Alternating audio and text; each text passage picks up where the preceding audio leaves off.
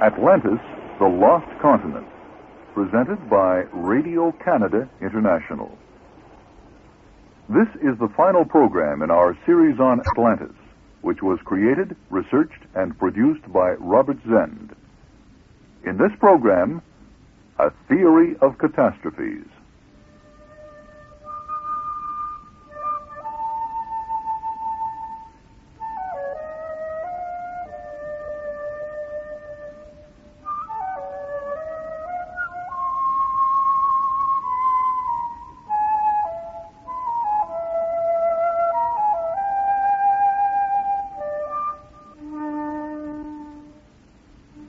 Once upon a time, in a tiny little village on the eastern ocean shore, lived a fisherman named Okusaki with his young wife and 3 little children. They were very, very poor. While her husband was out on the sea fishing, Aiko went to the market day by day and sold the catch of the previous day. Yet the money she made, no matter how much her husband caught, was hardly enough to pay the rent and satisfy their frugal needs. One afternoon, while Okusaki rode the quiet waves with his fishing boat, suddenly, without any previous sign, black clouds gathered overhead. Fast winds began to blow, and before he noticed, the boat dashed away from the land so quickly that he couldn't even see the rooftops of his village. Soon the night descended, but Okusaki wasn't afraid that he'd be lost, for the sea and the sky and the sun, moon, and stars had been his friends for a long time, and he knew that with their help, he would find his way home again. So despite the raging storm and the black night, he fell peacefully asleep in the bottom of his boat, wrapping himself in the canvas of its sails. Next morning, when he awoke, the sun shone gloriously, and the boat was aground on the beach of an island. Okusaki got out of his boat, walked around the island, and he found it beautiful. Green grass covered its soil. Young forests grew on the tender slopes of its central hill, and colorful flowers scented all the fields. Okusaki raised the mast, stretched out the white sail, and harnessing the light breeze, sped home on the back of the whispering waves. Aiko, with the 3 children and some of their friends, had been waiting for him on the shores since sunrise, first sobbing and wailing in the dimness of the dawn, but then jumping and dancing and exulting as a white dot appeared on the horizon and grew bigger and bigger. After kissing and hugging his family and friends, Okusaki told them of how the unpredictable gods of the firmament blew his boat far away from the land, beyond the horizon, to show him that magic island. The next day they all sailed together to see the place and decided that they would make it their new home. And in the next few years, more families followed Okusaki and Aiko and their friends, building more and more wooden houses on the slopes of the hill above the fragrant meadows.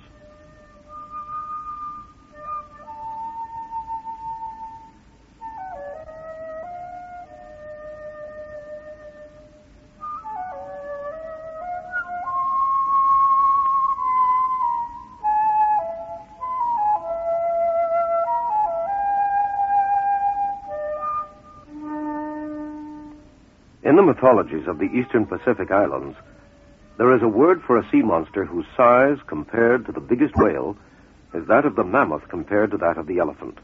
It is said that only a few such monsters are left from a previous world age, when all the living creatures had much longer lives than in our age. Gundragandra is the name of this fish. It lives for 800 to 1,000 years, spends most of its time in the farthest depths of the ocean, and likes to crawl in the mud of the bottom. But from time to time, it comes up from the deep to fill its lungs with air and to sleep for 30 to 40 years.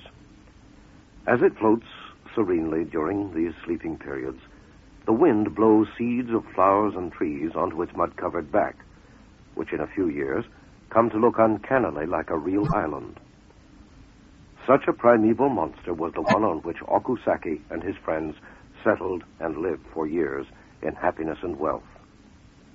But one morning, when the men had just prepared their boats, and the women had just cooked breakfast, and the children had just dressed for school, the Gundragandra, in the last minutes of a dream, and feeling a strange itching on its back, awoke. It shook its gigantic body, filled its lungs with air, and turning over, dived, cheerfully somersaulting back into the dark depths of the ocean, taking with it the lives of Okusaki and Aiko, and their children, and their friends, and their homes, and their gardens, and their boats, and their richness, and their happiness, and their hopes.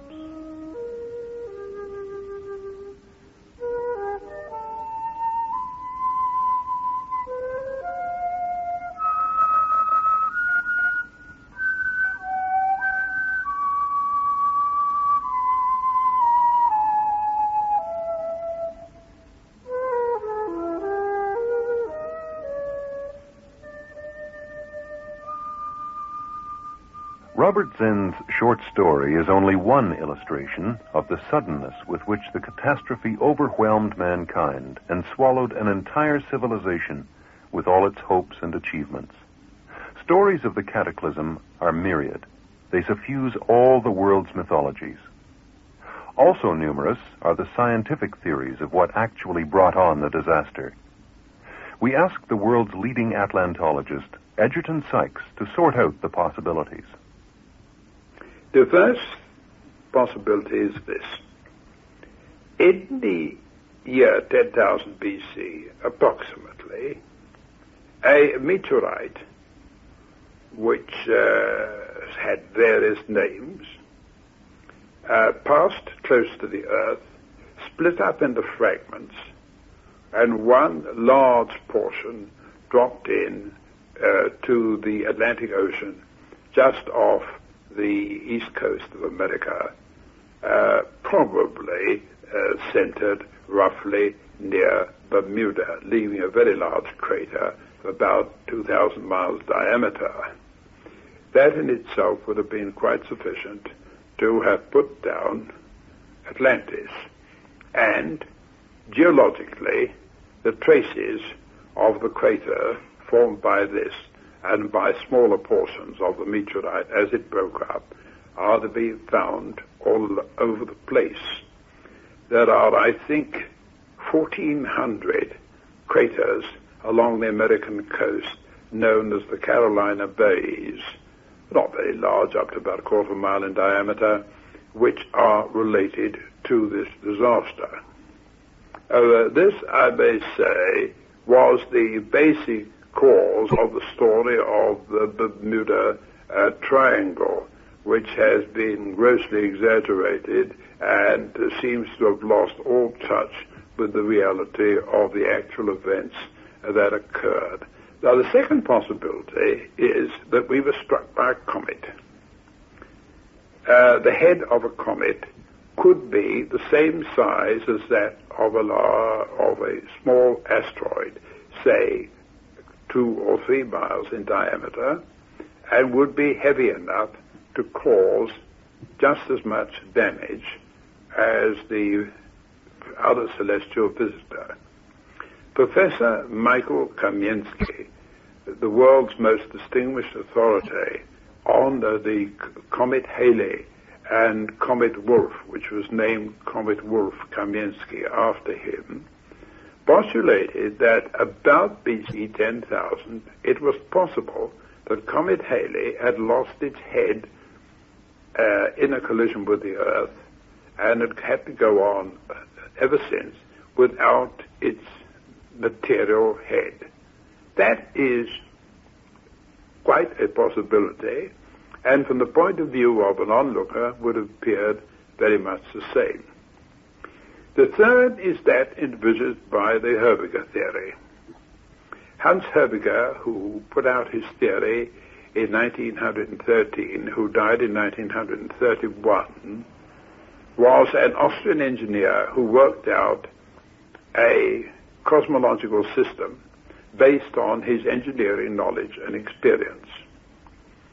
One of the points he put forward was that in 10,000 BC, our present moon, which was at that time a small planet or planetoid between ourselves and Mars, got too close to the Earth and was picked up by the Earth's gravitational field as a companion.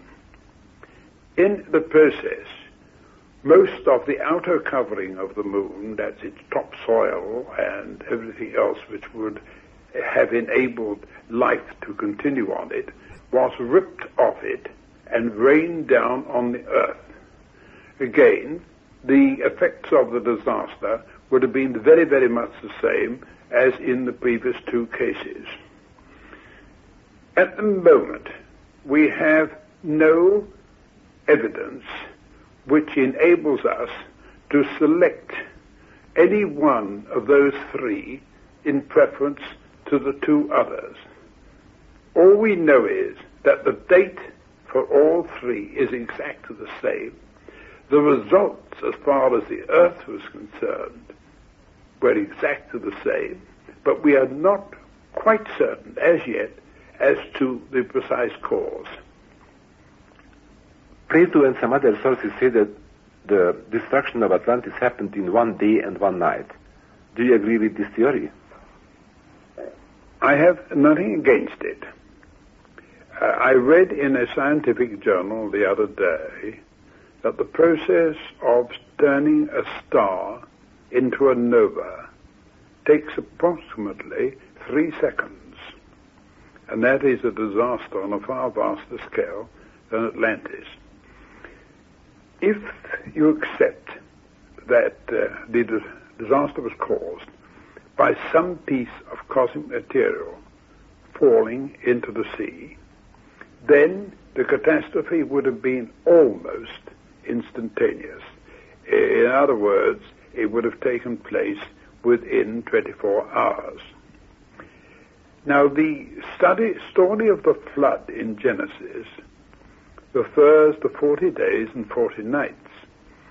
But the storms that would have arisen after the destruction of Atlantis would have lasted at least 40 days and 40 nights before they quietened down.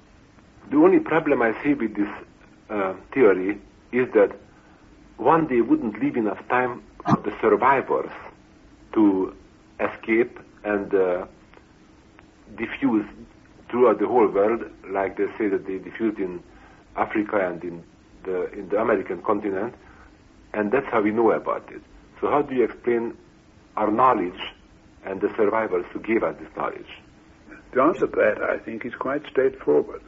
The survivors were the people who had some idea of what was happening and took precautions in advance.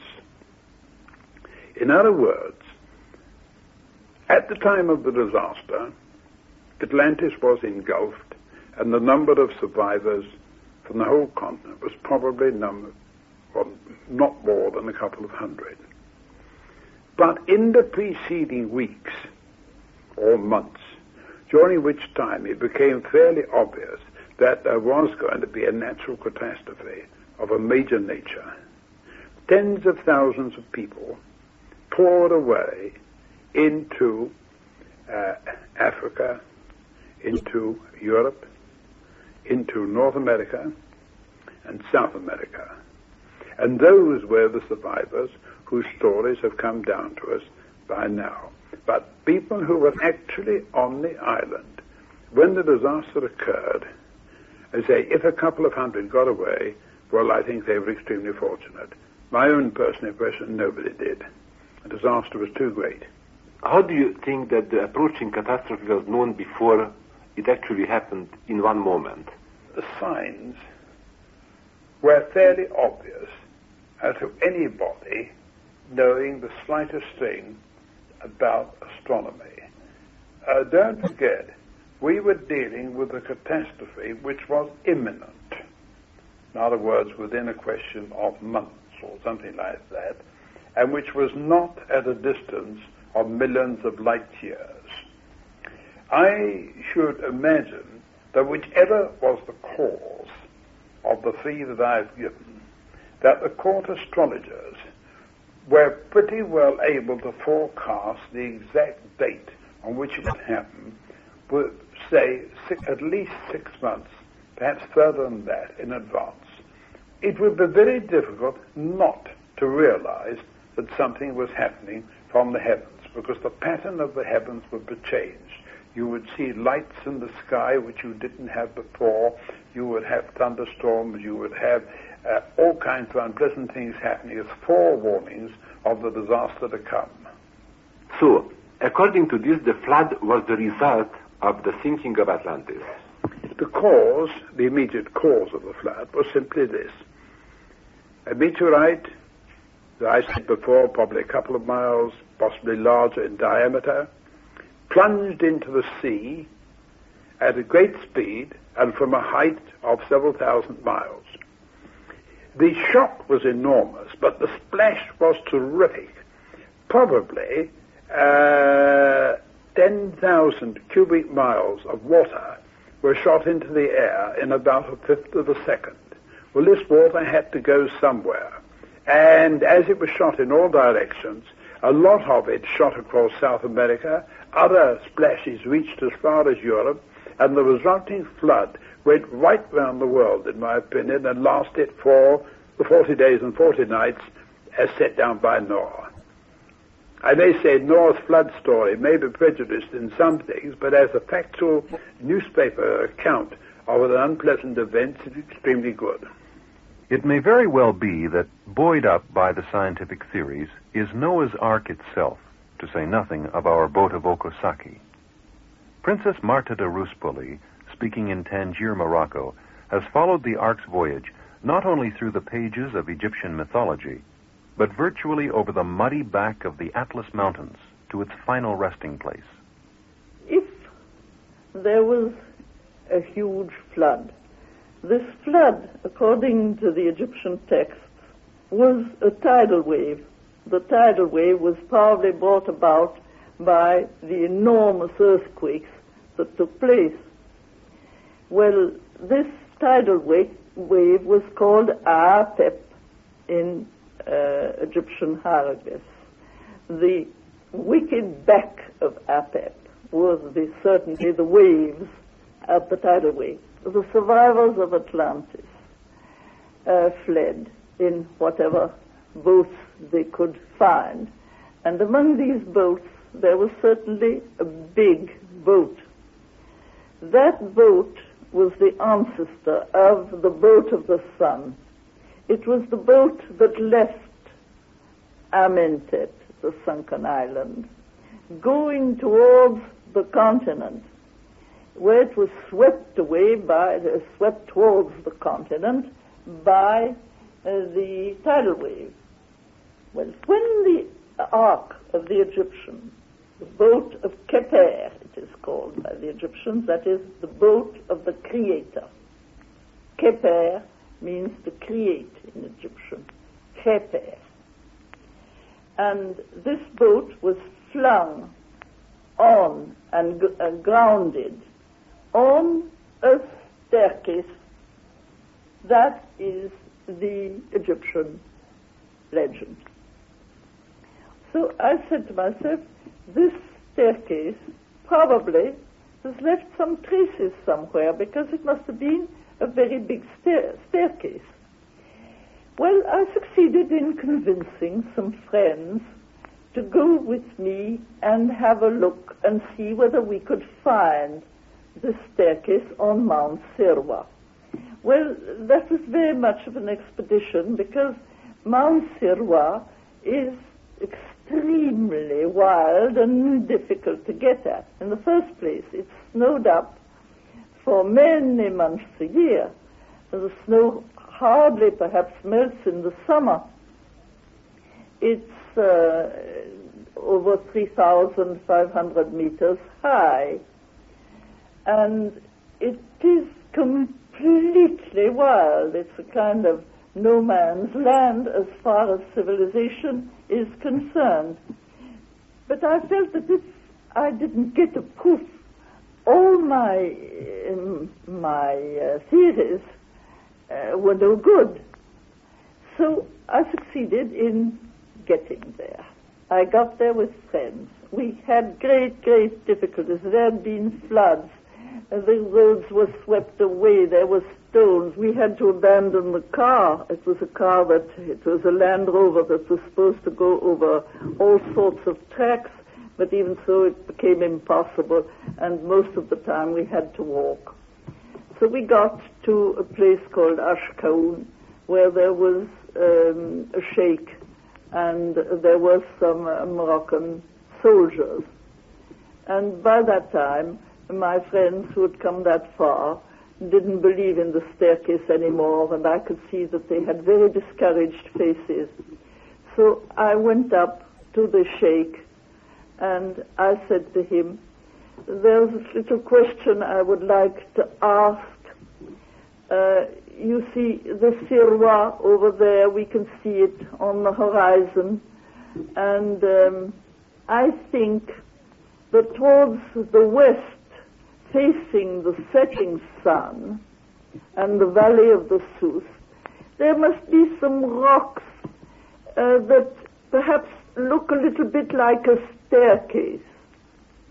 So he looked at me and he said, Madame, you're talking about the geological staircase of Mount Sirwa, one of the most extraordinary marvels of the Atlas, the giant steps. There they were. So you see, the theory was built on something. We spoke of the Herbiger theory, according to which external celestial events, like the capturing of the moon within the Earth's gravitational field, precipitate a catastrophe. To Herbiger, it is these external catastrophes which terminate each Earth age. The most significant support for this idea has come from the work of Dr. Immanuel Velikovsky, author of two vastly controversial books, Worlds in Collision and Ages in Chaos. First, I have to say what are the central theory of my work, or central idea. The central idea is that in historical times, also prehistoric times, also pre-human times, this earth of ours was not ever a abode of peaceful existence. It was so that in middle of the second millennium BC, the earth underwent catastrophic encounter with another celestial body, which I identify in my first book, Worlds in Collision. A second series of disturbance came in the time of the great Hebrew prophets, 8th century BC. Human implications are very many in every respect. We have to consider that those catastrophes have left deep wounds in human soul.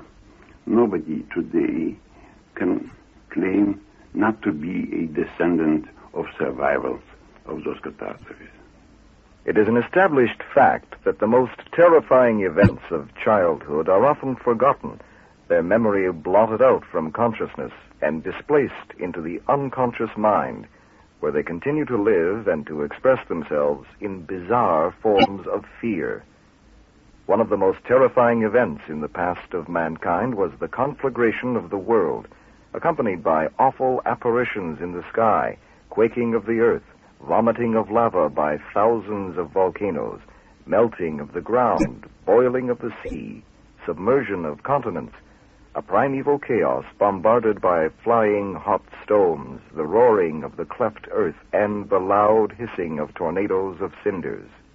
There occurred more than one world conflagration. The memory of the cataclysms was erased not because of lack of written traditions, but because of some characteristic process that later caused entire nations, together with their literate men, to read into these traditions allegories or metaphors where actually cosmic disturbances were clearly described.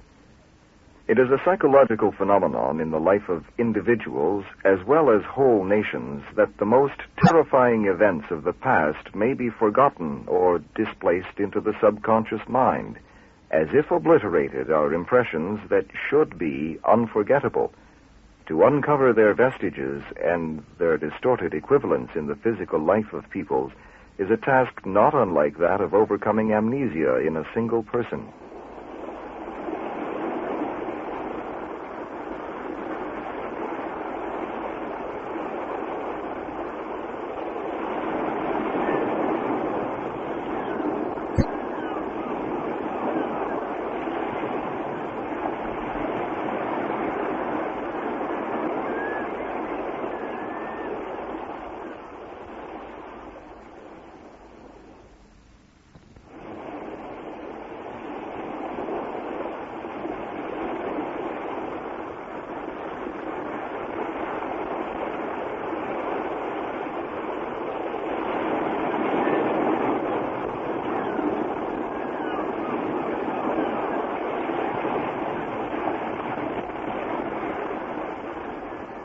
Elsewhere in Worlds in Collision, Dr. Velikovsky writes, "In the annals of ancient Etruria were records of 7 elapsed ages. Censorinus, an author of the 3rd Christian century, wrote that men thought that different prodigies appeared, by means of which the gods notified mortals at the end of each age. The Etruscans were versed in the science of the stars, and after having observed the prodigies with attention, they recorded these observations in their books." The Greeks had similar traditions. "There is a period," wrote Censorinus, "called the Supreme Year by Aristotle, at the end of which the sun, moon, and all the planets return to their original position. This supreme year has a great winter, called by the Greeks Cataclysmos, which means deluge, and a great summer, called by the Greeks ekperosis, or combustion of the world. The world actually seems to be inundated and burned alternately in each of these epochs." Similar traditions of 4 expired ages persist on the shores of the Bengal Sea and in the highland of Tibet. The present age is the 5th. The sacred Hindu book Bhagavata Purana tells of 4 ages and of pralayas, or cataclysms, in which, in various epochs, mankind was nearly destroyed. The 5th age is that of the present. The world ages are called kalpas, or yugas. Each world age met its destruction in catastrophes of conflagration, flood, and hurricane. Azur Vedam and Bhagavedam, sacred Hindu books, keeping to the scheme of 4 expired ages, differed only in the number of years ascribed to each. In the chapter World Cycles, in Visuddhi Magga, it is said that there are 3 destructions: the destruction by water, the destruction by fire, the destruction by wind, but that there are 7 ages, each of which is separated from the previous one by a world catastrophe. Reference to ages and catastrophes is found in Avesta, Zendavesta, the sacred scriptures of Mazdaism, the ancient religion of the Persians. Bahman Yast, one of the books of Avesta, counts 7 world ages or millennia. Zarathustra, Zoroaster, the prophet of Mazdaism, speaks of the signs, wonders, and perplexity which are manifested in the world at the end of each millennium. The Chinese called the perished ages keys, and number 10 keys from the beginning of the world until Confucius. In the ancient Chinese encyclopedia Xing Li Tat Suen Chu, the general convulsions of nature are discussed. Because of the periodicity of these convulsions, the span of time between 2 catastrophes is regarded as a great year. As during a year, so during a world age, the cosmic mechanism winds itself up, and in general convulsion of nature, the sea is carried out of its bed, mountains spring out of the ground, rivers change their course, human beings and everything are ruined, and the ancient traces effaced. In the chronicles of the Mexican kingdom, it is said, the ancients knew that before the present sky and earth were formed, man was already created, and life had manifested itself 4 times. A tradition of successive creations and catastrophes is found in the Pacific, on Hawaii, and on the islands of Polynesia. There were 9 ages, and in each a different sky was above the earth. Icelanders, too, believed that 9 worlds went down in a succession of ages, a tradition that is contained in the Edda. The rabbinical conception of ages crystallized in the post-exilic period. Already before the birth of our Earth, worlds had been shaped and brought into existence, only to be destroyed in time. He made several worlds before ours, but he destroyed them all. This Earth, too, was not created at the beginning to satisfy the divine plan. It underwent reshaping, 6 consecutive remoldings. New conditions were created after each of the catastrophes. On the 4th Earth lived the generation of the Tower of Babel. We belong to the 7th age, and like the others, it is separated from the foregoing by abyss, chaos, and water. Great catastrophes changed the face of the earth. Some perished by deluge, others were consumed by conflagration, wrote the Jewish philosopher Philo. According to the rabbinical authority, Rashi, ancient tradition knows of periodic collapses of the firmament, one of which occurred in the days of the deluge, and which repeated themselves at intervals of 1,656 years. The founders of geological science, Emanuel Velikovsky, like Professor Buckland and Murchison, those who gave the names to the periods, like Permian period or Ordovician period and Cretaceous period and so on, they were clearly under the impression, and so they professed also, that the Earth underwent a series of geological upheavals on global scale. And it was only under the influence of a lawyer turned geologist, Charles Lyell, in the first part of the 19th century, that the view of uniformitarianism, which means gradualism or even no change in the natural history through millennia or through even millions of years. Actually, they followed a statute of faith that what is not happening today could not have happened in the past. According to this, I could say that if there is no nova, no exploding star today in the sky, there was no exploding star ever. This view nobody would entertain. Nevertheless, the view of gradualism or uniformitarianism is dominant even today. To support his theory that it is tumultuous change and not gradual evolution that is the norm for the cosmos, Velikovsky looks to the atom. He writes, "The solar system is actually built like an atom, only in keeping with the smallness of the atom, the jumping of electrons from one orbit to another when hit by the energy of a photon takes place many times a second, whereas in accord with the vastness of the solar system, a similar phenomenon occurs once in hundreds or thousands of years.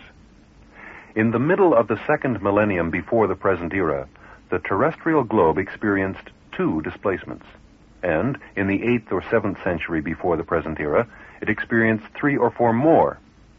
In the period between, Mars and Venus and the Moon also shifted. If the activity in an atom constitutes a rule for the macrocosm, then the events I have described were not merely accidents of celestial traffic, but normal phenomena like birth and death. A scientific theory in which catastrophes succeed one another, in which fire and cataclysm alternate, finds resonance in a particular view of history. Here's John Michel, author of The View Over Atlantis. It's as if there's always been a memory of a cycle of civilization.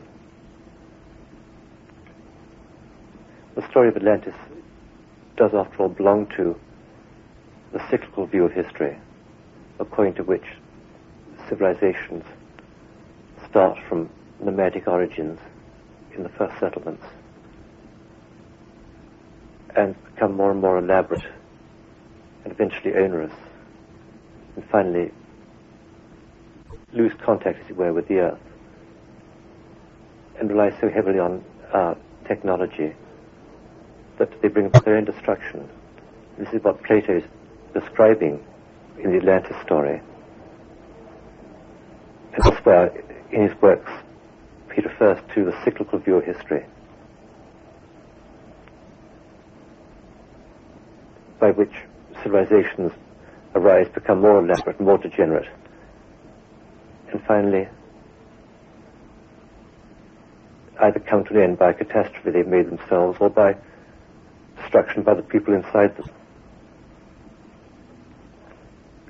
I've always been drawn to a view of history which at the moment is different from the orthodox one. The linear evolutionary pattern of history is the one at present orthodox, and Plato's cyclical view of history contradicts that. The idea that civilizations might have risen and fallen in the past rather tends to destroy the self-confidence of the present one. When I was at Cambridge as a student, the rationalistic view of everything was very much in ascendancy, and mysticism or any mystical view or any even traditional view was hardly considered at all. Atlantis, or Babylon, the fall of Babylon, destruction of Atlantis, are universal themes. That is, as long as there are people, these stories seem to exist, as it were, autonomously. And however much one may rationalize them or dispute their actual truth, they'll still remain as long as there are people. It's the same as the idea of the millennium, of the promised coming of the perfect kingdom, which in secret history is preceded by the destruction of the degenerate and over-elaborate former kingdom. It's the fall of Babylon. And psychiatrists now and historians have tried to explain, rationalize, and denigrate these stories. But they can't be exterminated. And since they can't be exterminated, they appear to be eternal in human nature, they should form part of history. According to Michel, there may be a spiritual theory of catastrophe just as real as any physical one. As we find the same scientific principles everywhere in the world, so we find the same philosophical ones. The cyclical view of life with reincarnation, the return of life, the recognition of spirit, the recognition of another world alongside ours. These are universal themes, and they indicate a form of universal philosophy. The ancient world had a standard or canon of philosophy, of which Plato said that as long as this standard was observed, so long the civilizations lasted at their height. And when they were no longer observed, the civilizations decayed and collapsed. And he illustrates this with the story of Atlantis. Plato speaks of the standard or canon of the Egyptians by which they kept their civilization stable and at its peak for, he says, 10,000 years. And in his story of Atlantis, he refers to the degeneration of the Atlanteans and their growing materialism and their neglect of the old standard and of their consequent decline. And it does seem, from research into the nature of this standard, which was in essence a standard of proportion and harmony, that it was universal. The invisible empire of the eternal Atlantis will rise again, reclothed with its former power, in the presence of a stupefied humanity on the brink of the abyss. That's from a Rosicrucian book called The Invisible Empire. Its author, Raymond Bernard, is the Amorc Order's Supreme Legate for Europe and the Grand Master for all French-speaking countries. My opinion is given through the book, and also I gave all the explanations I felt through my own meditations or knowledge, personal knowledge.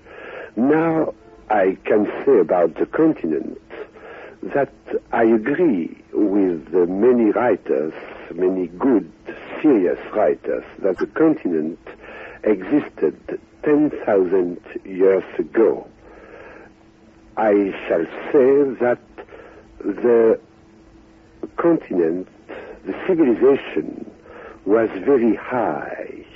Of course, it was not exactly the same as the civilization we experience now, but the civilization was higher than the present one, still, in my opinion, however, with the same kind of development, materialistic development.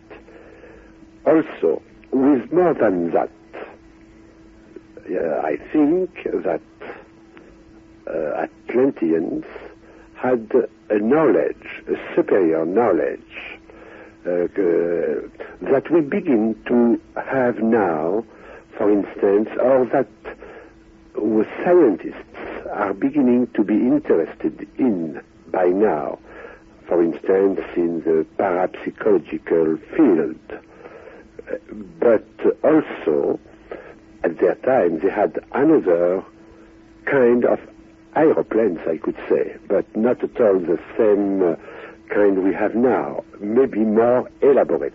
Therefore, we can say that certainly at this time they had distractions such as trips, maybe movies, maybe films, certainly also dancing and so on, you see.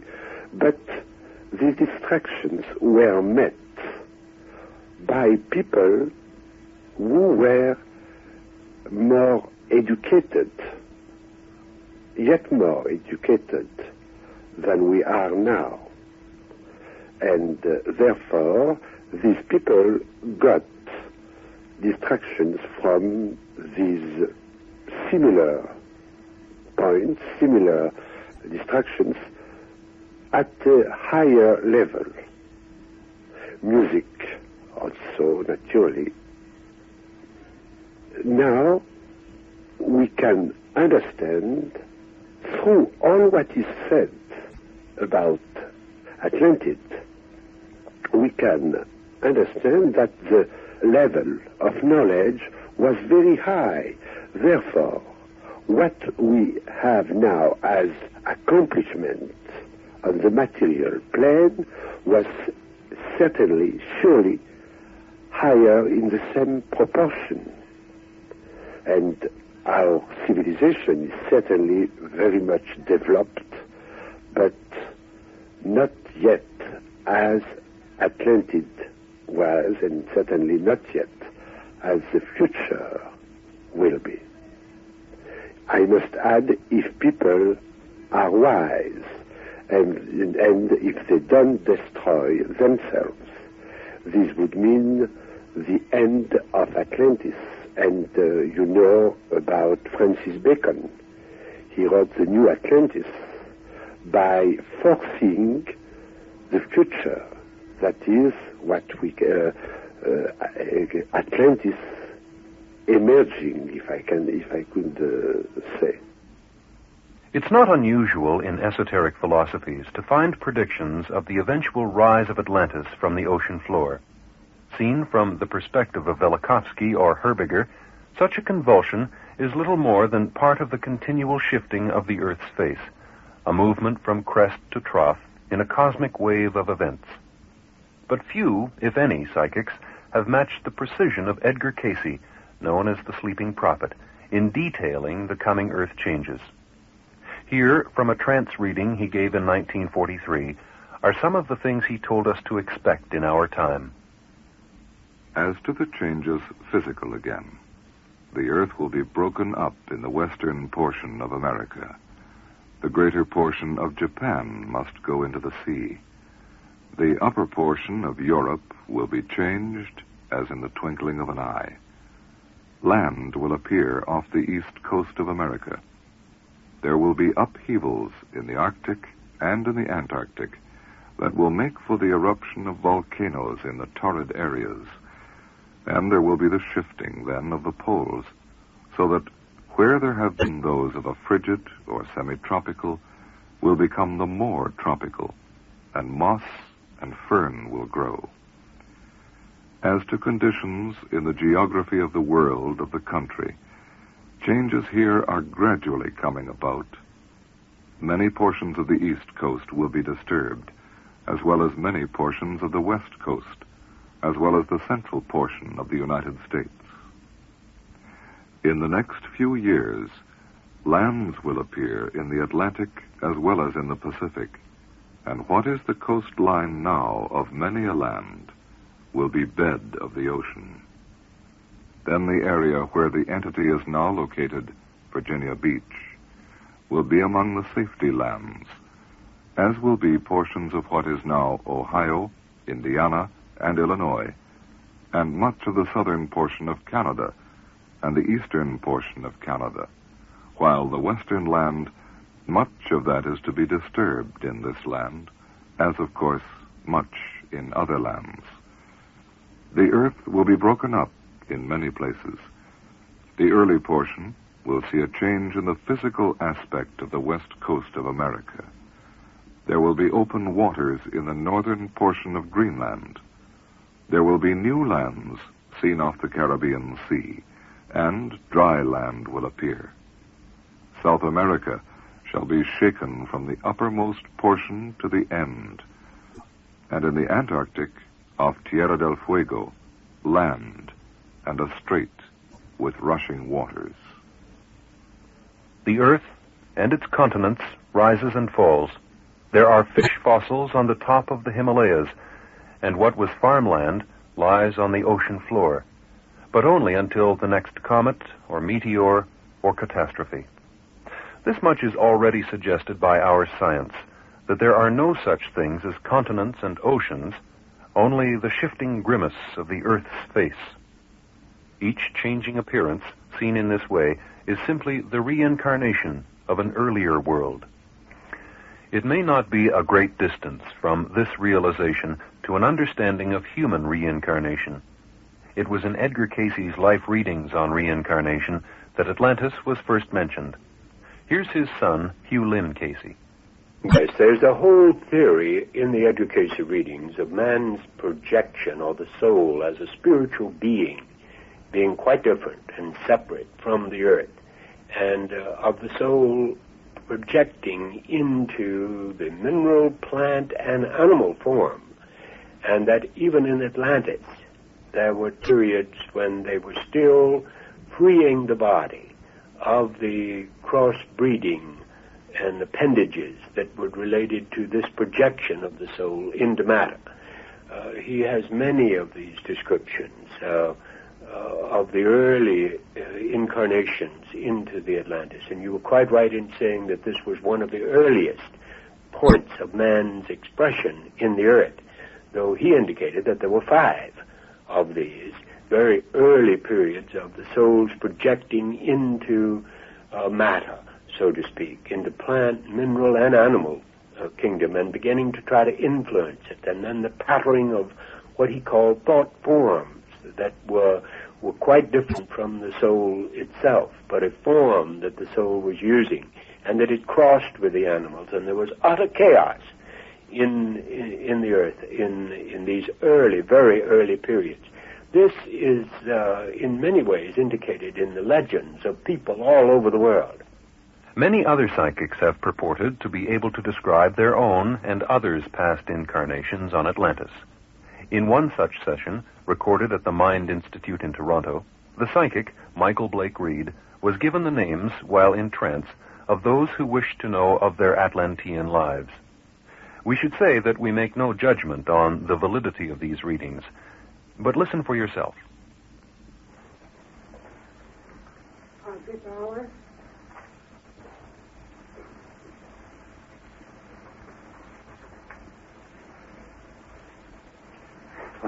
This one was here a maker of floors, decorative floorings, of that style which was eventually called mosaic. Did manufacture floors of intricate design. And here the oft-times floors 200 feet by 600 feet were done by herself and assistants of great and most delicate beauty. Sherry Bauer?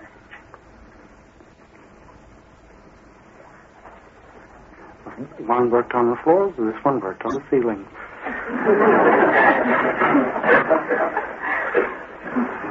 This one did work on the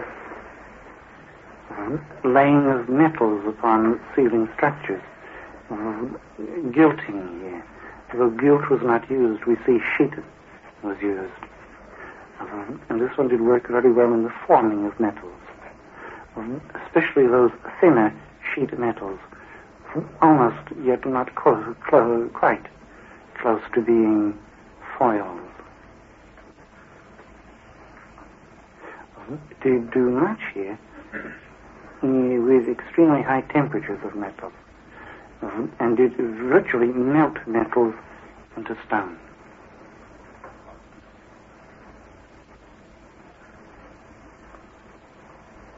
Can more for me?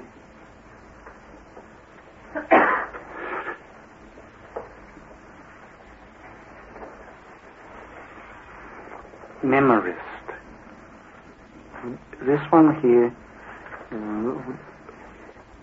had the ability of memory, and did have at his fingertips of his mind vast blocks of memory. You see, while there was here a degree of universal education, there was not here the great need for placing material in written form, though much was done in this area. Much was done as memory. And this one did have a prodigious memory, especially in here affairs of state. And this one was a politician with a good memory. Excellent memory.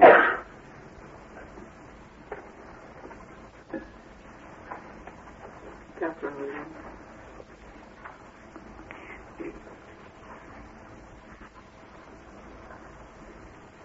This one with plants, especially in those herbal remedies to aid the body.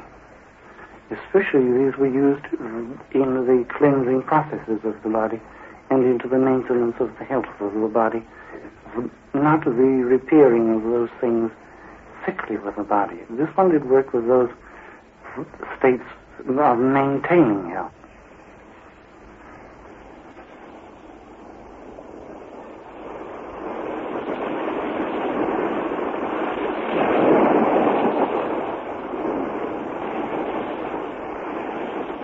Whether or not we lived on Atlantis in a past life, the science of Velikovsky and others tell us that we do live on an Atlantis, or Gundra Gandra of our story, that is ever present. Our fascination with its past destruction is part of a wish to know our own future destruction. And so the magic of Atlantis is not only a key to the past, to the cradle of mankind, but also to our own world.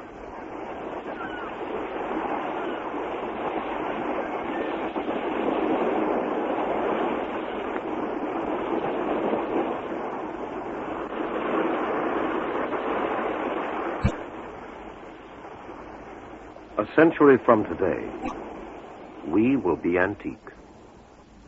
2 centuries, we will be archaic. 5 centuries, we will be dark ages. 10 centuries, we will be ancient history. 2 millennia, we will be prehistoric times. 5 millennia, we won't be remembered. 10 millennia, there won't be who'd remember. We lived long ago.